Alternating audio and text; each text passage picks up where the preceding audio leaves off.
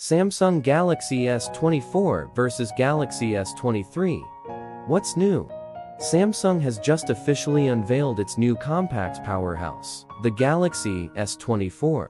So this is a perfect opportunity to look at the new features and compare it to the previous Galaxy S23. What's new and what has changed? And is it worth upgrading?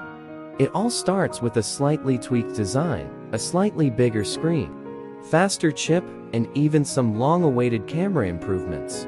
With a triple camera setup on its back, the Galaxy S24 looks a lot like the Galaxy S23. But look closer, and you will spot some changes. The big difference surely are the flat sides on the new Galaxy S24, which make it feel similar to an iPhone. While the screen size is slightly bigger now, the physical size of the phone has changed so slightly you wouldn't notice, so it remains a quite compact option. Both phones also feature an aluminum frame, but you now have a tougher armor aluminum frame on the S24, and the finish is matte instead of glossy. A closer inspection also shows the gap between the rear panel and the frame is practically seamless on the newer phone. The rest has remained the same between the S24 and S23. Both have an IP68 rating, and both come with a USB-C port on the bottom. One thing that has not changed is the packaging. The Galaxy S24 arrives in a slim box with no charger, and there is only a USB-C cable included in the box. The exact display size on the Galaxy S24 is 6.17 inches, often rounded to 6.2, while the S23 had a 6.1-inch screen. The resolution remains the same at 1080p. We are not bothered by this.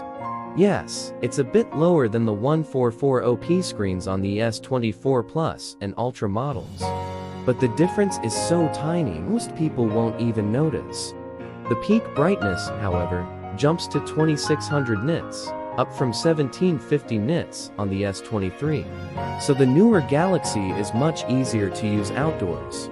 The S24 is also the first vanilla Galaxy S series flagship to support 120Hz adaptive refresh rate. The Galaxy S23 could only go between 48 Hz to 120 Hz.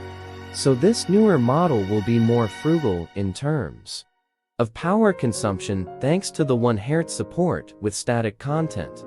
As for biometrics, nothing new.